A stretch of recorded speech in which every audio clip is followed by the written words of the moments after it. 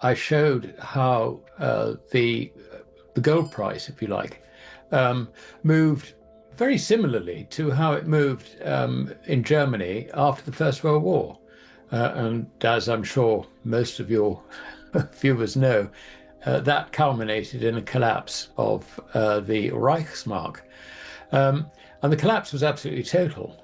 So we should, if you like, worry about why it is that the gold price is rising on the same sort of curve, if you like, as it was in the later stages of that hyperinflation. I mean, by the later stages, I mean really from about late 1921 onwards.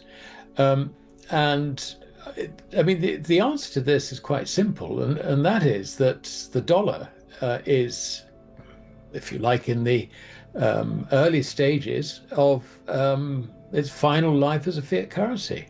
Fiat currencies always come to an end. And the reason they come to an end is that governments, the issuers, if you like, of fiat currencies, use them to supplement their taxes. And it gets to the stage where the debt is built up to such an extent that the whole thing eventually falls over. And that's roughly what we face with the dollar. And of course, because we have a global fiat currency system based on the dollar, it affects all of us everywhere. Your reference to 1929-32, of course, it was the big Wall Street crash, the bear market after the roaring 40s, roaring 20s, sorry,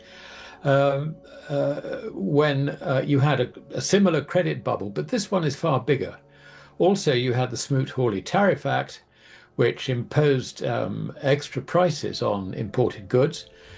This time, we've got the uncertainty because a capricious president keeps on changing the numbers. But there is no doubt that the combination of a credit bubble and trade tariffs at the top of that bubble is a lethal combination. This credit bubble will pop. And the reason that we can see that the end of the fiat currency dollar is approaching is because we know what the response to the authorities will be when that bubble pops. Because a popping bubble basically means there's more risk in credit, which means that bond yields will rise, borrowing costs will rise for anyone borrowing overnight or whatever. It doesn't matter what the Fed says the funds rate is. I mean, that's completely immaterial. But, you know, markets look at risk and they have to price that risk, and they will price that risk in the knowledge that the purchasing power of the dollar is falling because that debt is being monetized. It's actually already being monetized because the Treasury is relying increasingly on the issuance of T-bills to fund its deficit because the cost, if you like, of funding at the long end of the yield curve is just too great for it. And, you know, it's also found that there isn't really the demand out there along the yield curve, if you like, to support the level of financing. I mean, you've got the deficit, and also you've got all the maturing debt, which has to be rolled over. So, there's substantial refinancing problems there. And it's being monetized, is really what it boils down to. This is very, very bad news, already being monetized. And then this week we had the Fed turning around and saying, no more QT, now it's going to be QE, and we're going to knock a quarter point off the Fed funds rate. So you can see that the Fed has switched from trying to manage the inflation problem to trying to stop the economy from sliding into recession. So put all that together, you can see how the ghosts, if you like, of the Reichsbank are on the stage now. They don't really have the knowledge, and if you don't have the knowledge, you can't put two and two together. So it's the combination of that. I mean, bear in mind that the current cohort of economists, bankers, investment managers, whatever, are all trained in macroeconomics, which basically is Keynesianism. And so they don't actually understand economics. I mean, the whole of the Keynesian thing is a myth. It really is. It cuts out human action. And the idea that you can calculate and project from statistics exactly what the outcome will be is arrant nonsense. I mean, it really is. But they all, they don't have any substitute for that. That's the problem. They don't actually understand the legal position of gold either, because gold has been denied as part of the fiat dollar-led system for 54 years. But the fact of the matter is that gold is everyone's money, if you like, without counterparty risk. And it's embodied in everybody's common law. So, this is the idea that gold is just a pet rock now, or, whatever they like to call it, is just pure propaganda. And of course, everybody's fallen for it. So there's a huge, great re-education, not just of politicians, but of their advisors, which is necessary before they can really tackle the current problem. Nowadays, we sort of look back on the events of 1933, when FDR decided to, if you like, ban the ownership of gold, putting it very, very bluntly, and forcing individuals who held gold to swap it for dollars at the current gold standard, which at that time was $20.67 to the ounce. The point about it is that what he did was actually a clever way around property rights. Property rights are sacrosanct in an economy like America's. But at that time, we had an absolutely solid gold standard, which was de facto from, I think, about 1856, and de jure from the Gold Act in 1900. So there's absolutely no question that the dollar, at $20.67 was the equivalent of an ounce of gold. It was just absolutely simple.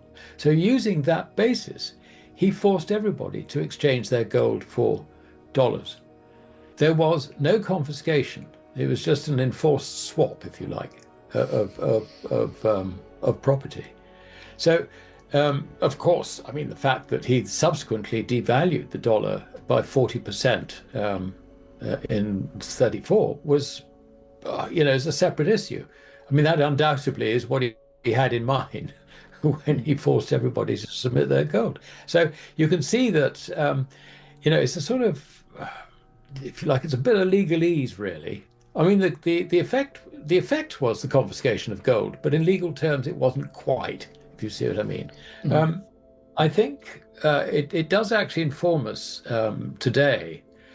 Would America do that again to its own citizens? I think not.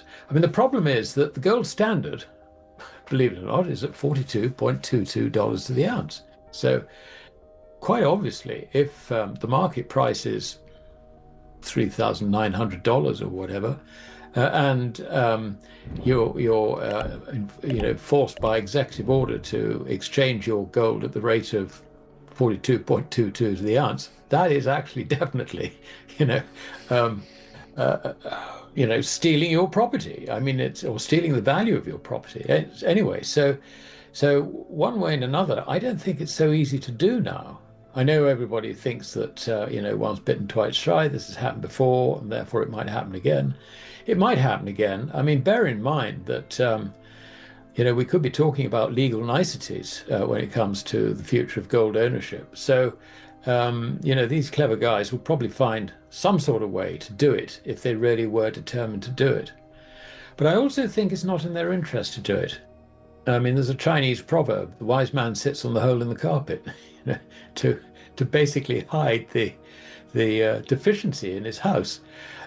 So that's actually what they should do, and this actually is the policy of the US Treasury. You had Scott Bessent going in saying, we're going to do we're going to look at the gold in Fort Knox, whatever. We're going to do a survey. We're going to do an audit, all that sort of stuff.